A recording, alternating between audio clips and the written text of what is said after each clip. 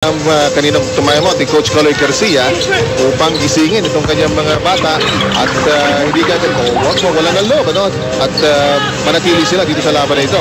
Just the same way na iniisip ni Coach Joey Chico that welcome can be dangerous kung dikit yung laban. Ganun din yung iniisip ni Coach Caloy Garcia. He wants to keep his team in arm's length and give them a shot at the end of this ball game because all of a sudden, pag naging dikit yung laban, sa kanila mapupunta yung momentum o yung kumpiyansa. And Alex Compton, quick release from the corner. 3-pointer po yun, tabla bigla. Ang laban po natin. Ano po ang ating ikalawang deadlock? Billy Mamaril, slicing the middle. Hindi madali na para sa Barangay Ginebra. Yung sumaksak, ano? At that was easy para dito kay Billy Mamaril. Now that's the difference between having Chris Alexander on the side of Barangay Ginebra and Marquise Gaines on the other end. Marquise Gaines, he's a shot blocker, not a shot blocker. Meanwhile, ito po ang ating TM3. Para kay Alex Compton, TM3 sa sa inyo ng bagong TM Discarte Sim. 30 pesos lang, may bagong discarte ka na. Ito po ang lead para po sa Ginebra, Jenkins.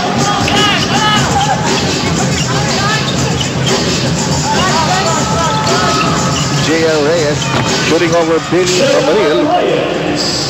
4 points para kay J.R. Reyes.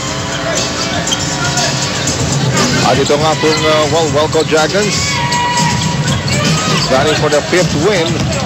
Malaki improvement na para dito sa Welco kung mangyayari ang Marcus Gaines with a block.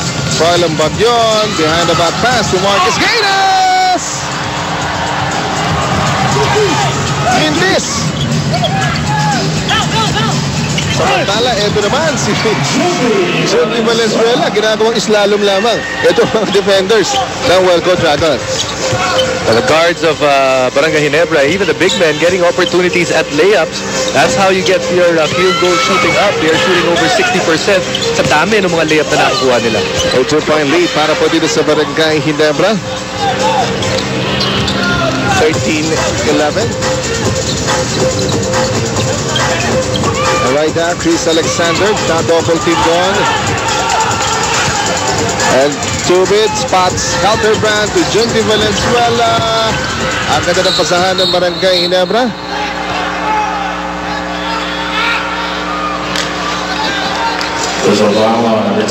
First ball foul on Billy Mamaril. Eric Meng for Billy Mamaril. At si Eric Meng papasok mga kaibigan, replacing Billy Mamaril. At set na rin, pumasok. Ito po si Mark the Spark Kagiwa. Maya-maya lamang po yan mga kaibigan. A 2-point lead para dito sa Ginebra, 13-11. At 6.5 to play here in the first quarter.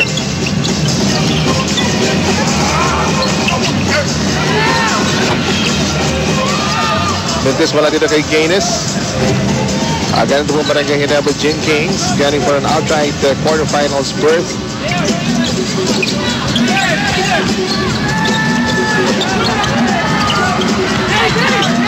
Meanwhile, bumibilis ng pace ng ball game natin, pero pasan ito si J.R. Reyes picked off. Eventually, lumabas ang bola dito at bola pa rin dito ng Welco Dragons. At sinasalubong ng masigabong palakpakan dito po si Mark Kagiwa. And here you can see also the depth of Barangay Ginebra. They started off with that strong first five, but still, ang lalabas sa kanilang bench ay Mark Kagiwa at Eric Meng, both members many time of the national team. Ito naman, Alex Compton. Kanina, tagumpay dun si Alex Compton, but now, nagmintis from beyond the arc. Opportunity para sa Ginebra, Jenkins. Napadagdagan itong laman nito. Ronald Tubit overshoots it.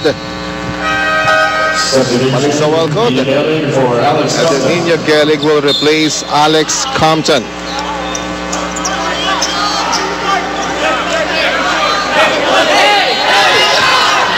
So ito mga kaibigan at well, is this a ball game?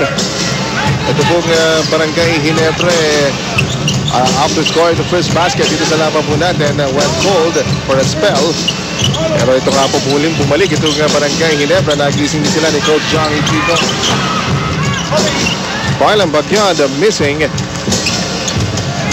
At paano yung push ng bola dito ang Chris Alexander, napakasipag na import. Tama, sinabi mo, napakasipag, not leaving Ronald Tubit alone. Ronald Tubit taking that layup and not, hindi mo man iisipin yung 7-footer na import. Siya pa yung trailer para dito sa Gin King. Patunay naman po talaga hanggang tumutulong itong Chris Alexander. Nino Gallic instant offense para dito kay Nino Gallic. First basket niya.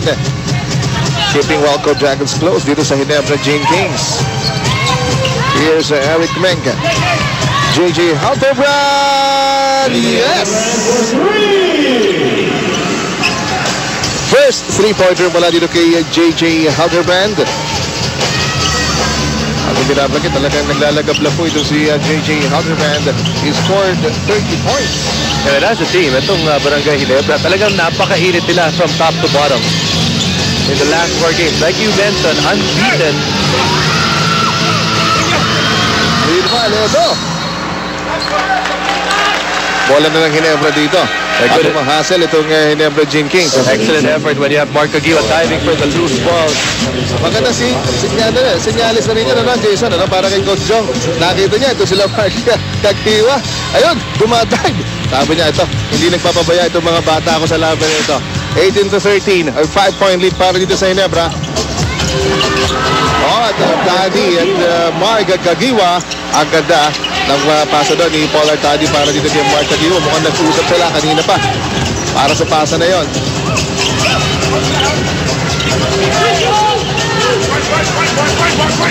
Ito po pinakamalaking lamang ng Barangay Ginebra. Short stop by Mark Isib. Loose ball foul. Fairly easy call right there para kay referee Ngo.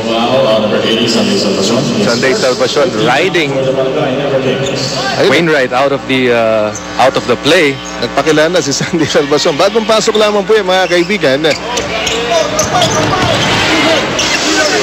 At si Sandy yung kumukuha dito kay Rob Wainwright. Rob Wainwright went all the way. Nice basket. Meron bang foul? Rob Wainwright, usually he's a jump shooter and that's what you're guarding against. And Sunday, yun ang ginagawa niya. That's what you're supposed to do. Keep him and make him drive to the basket. Pero ito, Rob Wainwright obliges. Nakakuha pa siya ng 3-point play. Well, Rob Wainwright, mas gusto nitong tumitingin sa labas. He's actually a very decent 3-point shooter. Pero that time around, sumaksak itong si Rob Wainwright. Something na mas kailangan niya sigurong ginawa ng madalas in this conference. Meanwhile, what a pass. A right pass inside. Overshooting si Meng. Yung mga red shirts, talaga naman naghihirap makakuha ng rebound doon. It will stay with the red shirts pa rin. Ayaw naman, nagalit si Eric Meng pagkat ang dami nilang minintis. Oh, and did I say that Marquise Gaines is not a shot blocker? I take it back. Dahil dito sa dalawang supalpal na to si Marquise Gaines against Chris Alexander. At pinapakita niya, kaya niya rin manapalpal. Ayan. Pero po tayong timeout mga kaibigan Lamang po ang Ginebra dito na. Paul Magnus Mark Aguila mga kaibigan is back. While in the last 2 games, ito po si Mark Aguila. Sabong kanyang average in the last 2 games, almost 90 points per game. Napakatalas po na shooting. 4 rebounds at almost 3 assists. At napakagandang overall contribution para dito kay Mark Aguila. Na kung maalala po natin, ay na-injure po ito. At bumalik lamang po nito nakaraang 2 laro. At ito pa lamang po ang kanyang ikatlong sunod na ball game. Of course, Mark Aguila, vital card ng Barangay Ginebra Gin Kings. Doon sa kanilang tandem, the Fast and the Furious, ito si JJ Halterbrand. Tila parang hindi mo na ma-imagine ang Ginebra na magkahiwalay itong si JJ Halterbrand at Mark Aguila. O hindi mo ma-imagine na ito si JJ Halterbrand even in another uniform na hindi kasama si Mark Aguila. Parang package deal na buy one take one Magandang Jason. Samantala, ito, napakadisiplinado ng Barangay Ginebra Gin Kings. Dito magandang pasahan but they couldn't cash in. Eric Menk missing. So ito pong Welco Dragons. Rob Wainwright again attacking. Here's Marcus Gaines. Ano yung red shirt doon? Nakakuha pa ni Marcus Gaines makakuha yung offensive rebound. But you know, right now, the Welco Dragons are doing the right thing. Ang ginagawa nila, hindi sila tatakot dun sa defensive presses, which is Chris Alexander. They are attacking the